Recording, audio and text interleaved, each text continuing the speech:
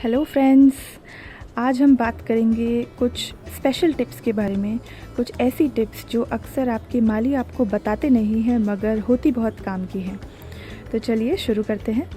सबसे पहली टिप है नुलाई और गुड़ाई करने से लेकर, आप यहाँ देख सकते हैं ये है एक एरिका पाम का प्लांट। तो नुलाई गुड़ाई करना बहुत इम्पॉर्टेंट है। नुलाई गुड़ाई करने से क्या होता है, जो हमारी ये मिट्टी होती है इसमें एरेशन बनी रहती है। तो ये करने के लिए आपको बस इस तरह से अपनी मिट्टी में अपनी खुरपी की मदद से ऐसे करना है ताकि जो मिट्टी है वो थोड़ी लूज़ हो जाए और एरेशन बना रहे। इससे रूट्स तक हवा पहुंचती है और प्लांट हेल्दी रहता है। दूसरी टिप है सक्यूलेंट्स से रिलेटेड।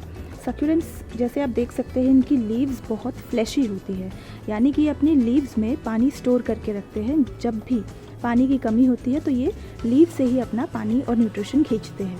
तो सक्यूलेंट्स का आपको खास करके बारिश के वक्त बहुत ध्यान रखना है। बारिश में आप कभी भी डायरेक्ट बाहर ना रखें, इनको शेडेड जगह पर रखें ताकि ये डायरेक्ट पानी से बच सके और सेफ रहें। तीसरी टिप है नीम ऑयल से रिलेटेड।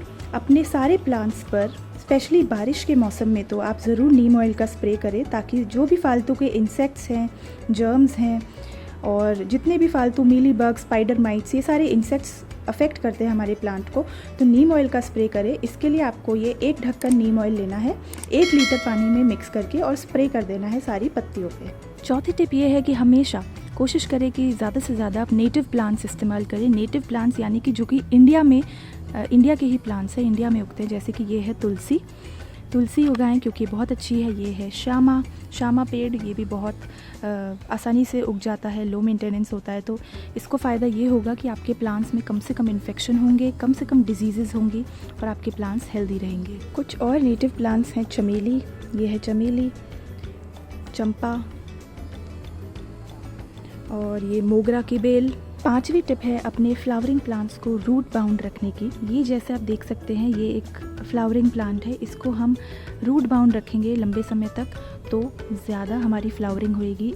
ये देख सकते हैं काफ़ी सारी फ्लावरिंग हो रही है क्योंकि ये हल्का सा रूट बाउंड है, ज़्यादा नहीं। जब बहुत ज़्यादा रूट बाउंड हो जाए तब तो आपको शिफ्ट कर देना चाहिए, मगर थोड़े टाइम तक आप रूट बाउंड रख सकते हैं, उससे आपकी फ्लावरिंग प्लांट पे ज़्यादा होगी। छठी टिप है प्लांट्स की डेड हेडिंग को लेके। डेड हेडिंग बोलते हैं हम जब कोई डेड फ्लावर हो जाता है। ये जैसे आप देख सकते हैं ये मोगरे का एक फूल है, ये पुराना हो गया है, तो इसमें हम इसको इस तरीके से हटा देंगे ताकि फ्लावरिंग और ज़्यादा दूसरी जगह पर हो, प्लांट की एनर्जी और फ्लावरिंग में जा सके और इस वाले फ्लावर से हट जाए तो हमारा प्लांट में इससे ज़्यादा फ्लावरिंग होगी। तो ये ज़रूर करें डेड हेडिंग का स्टेप। जब भी आप डेड फ्लावर्स देखते हैं पुराने मुरझाए हुए तो उनको तोड़ दीजिए। सातवीं टिप है गूगल लेंस यूज़ करें, जैसे कि आपके सामने ये है। पर अगर आप फॉर एग्जांपल नहीं पहचान पाते हैं कि ये कौन सा पेड़ है और मैं इसे जानना चाहती हूँ, तो आप गूगल लेंस नाम की ऐप डाउनलोड कर सकते हैं और उसके थ्रू वो आपको सारे गूगल पे रिजल्ट्स शो कर देगा ये कौन सा पॉसिबल प्लांट हो सकता है। तो ज़रूर इस्तेमाल करें अगर आप क्लूलेस हैं किसी प्लांट के बारे में तो। सातवीं टिप है अपने प्लांट्स में ह्यूमिक फर्टिलाइज़र यूज़ करने की, जैसे कि गोबर की खाद। ये है गोबर की खाद, इसको आप टाइम पे साल में 2 बार तो दें ही अपने प्लांट्स में, इस तरीके से क्रश करके, ताकि आपका प्लांट हेल्दी रहे। ह्यूमस बहुत अच्छा होता है प्लांट्स के लिए, बिल्कुल ऑर्गेनिक होता है, प्लांट को कोई नुकसान नहीं करता है। बस ध्यान रहे कि सर्दी के वक्त ना करें इसे, बाकी आप साल में फरवरी और अक्टूबर के टाइम तो ज़रूर कर सकते हैं इसे। आठवीं टिप है पिंचिंग से रिलेटेड। ये आपके सामने एक बॉन्साई प्लांट है। इसमें अगर हम चाहते हैं कि नई ग्रोथ इनिशिएट हो तो ये जो भी नई ग्रोथ आती है हम इसको पिंच कर देंगे ताकि यहीं से और नई ग्रोथ भी हो, प्लस जो हमारा प्लांट है वो अपनी एनर्जी एग्जिस्टिंग प्लांट पे लगाए, ना कि नई पत्तियों पे। इससे हमारी ये नई पत्तियां वापस थोड़े टाइम में फूट आएंगी और जो हमारा प्लांट है वो नीचे से थिक हो जाएगा। 9th टिप है कि जब भी आप नर्सरी जाएं तो आप ऐसा पेड़ चुनें जिसमें फूल ना आए हों मगर बड्स आ रही हों। ये आप बड्स देख सकते हैं 1 2 3 4 5, यानी कि आने वाले दिनों में इसमें 5 फूल खिलेंगे। हम अक्सर ये देख के आकर्षित हो जाते हैं कि फूल खिला हुआ है, कितना सुंदर लग रहा है, ये ले लेते हैं, मगर आपको बड्स वाले प्लांट्स चुनने हैं जिसमें ज़्यादा बड्स हो बजाय कि जिसमें ज़्यादा फ्लावर्स हों। इससे आपका जो प्लांट आप लाएंगे वो आने वाले कुछ दिनों में ब्लूम करेगा और फिर आप आगे आने वाले 5-6 दिनों में आप फूलों का मज़ा ले सकते हैं। 10वीं टिप है अपने सीड्स को सही टाइम पे सो करने की।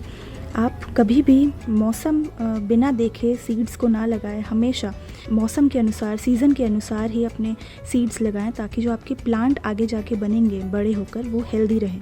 जैसे ये मॉर्निंग ग्लोरी की बेल के कुछ सीड्स हैं, 3 सीड्स, ये अब थोड़े थोड़े बड़े हो गए हैं। वैसे आइडियली इनको फरवरी के महीने में लगाना चाहिए था, ताकि ये अब तक फ्लावरिंग करते। और अब सर्दी का मौसम आ रहा है तो ये थोड़े वीक पड़ सकते हैं, तो इसका मुझे स्पेशल ध्यान रखना पड़ेगा। तो आप भी हमेशा मौसम के अनुसार सीड्स लगाएं, मौसम को देखते हुए। जैसे हम सब्जियां लगाते हैं, फल लगाते हैं, ऐसे ही फूलों की भी और सारे प्लांट्स के सीड्स आप मौसम देखकर ही लगाएं। 11वीं टिप है आपके टूल्स को रिलेटेड। हमारे पास खुरपी जैसा आसान एक टूल तो होता ही है। खुरपी और कुछ बेसिक स्प्रेयर जैसे हो गया, ये सब चीज़ें जो होती है उनको कभी भी गंदा ना छोड़ें। इसको, जैसे अभी ये गंदा हो रहा है, इसको साफ़ कर लें साफ़ पानी से, ताकि इस पे जंग ना लगे और कोई नुकसान ना हो। 12वीं टिप है प्रूनिंग से रिलेटेड। प्रूनिंग होता है ब्रांचेस को काटना, ताकि वहाँ से नई ग्रोथ बढ़ सके। तो आप ये देख सकते हैं, इस वाले प्लांट में हमने बारिश से पहले यहाँ नीचे से कटिंग करी थी और अब आप देख सकते हैं 2 ब्रांच निकल आई है। तो आप ध्यान रखें कि आप प्रूनिंग भी सही समय पे करें। बारिश के वक्त प्रूनिंग बिल्कुल ना करें। अगर आप बारिश के टाइम करेंगे तो जहाँ से आप काटेंगे वहाँ से बारिश का पानी गिरकर आपका प्लांट ख़राब हो सकता है, गल सकता है। तो फरवरी के टाइम पे आप प्रूनिंग करें या अक्टूबर के टाइम पे, ये 2 सही समय होते हैं। जैसे कि खाद देते हैं हम इन 2 समय, उसी समय प्रूनिंग भी कर सकते हैं। 13वीं टिप है सक्यूलेंट प्लांट्स को लीफ से प्रोपोगेट करिए। जैसे ये एक सक्यूलेंट प्लांट है, इसकी ये लीफ गिर गई थी, तो फिक्र मत करिए, इनकी लीव्स बेकार नहीं होती है, इन्हीं से नया प्लांट बन जाता है। तो जैसे ये लीफ है, आप देख सकते हैं इसमें कैलस हो चुका है, 3 दिन पहले टूटी थी और अब ये बन चुका है कैलस। इसको हम इसी तरह मिट्टी में छोड़ देंगे ताकि ये नया प्लांट बन जाए। और कुछ टाइम में आप नोटिस करेंगे धीरे धीरे करके कुछ इस तरह की ग्रोथ आएगी और फिर ये नया बड़ा प्लांट बन जाएगा। 14th टिप है मल्चिंग से रिलेटेड। ये जो आप डेड लीव्स देखते हैं, जो आपकी पत्तियां झड़ जाती है, इनको कभी फेंकिए मत। इनको आप गर्मी के मौसम में इस तरीके से अपने मिट्टी पे स्प्रेड कर सकते हैं, ताकि गर्मी में मॉइस्चर भी बना रहे और आपके प्लांट्स प्रोटेक्टेड रहे। ये सर्दी में भी फ्रॉस्ट से प्रोटेक्ट करते हैं प्लांट्स को, और साथ साथ गर्मी के वक्त एक्सट्रीम गर्मी से प्रोटेक्ट करते हैं। तो इन पत्तियों को ये देख कर ना फेंके कि ये अच्छी नहीं लगती है, पर इनका बहुत अच्छा काम होता है। ये हमारी सॉइल को फर्टाइल भी रखती हैं, मॉइस्चर बना के रखती हैं और फ्रॉस्ट से प्रोटेक्ट करती हैं। 15th टिप है कि बाहर आप अगर धूप में प्लांट्स रखते हैं तो ब्लैक और प्लास्टिक दोनों, ब्लैक कलर, डार्क कलर के पॉट्स इस्तेमाल ना करें।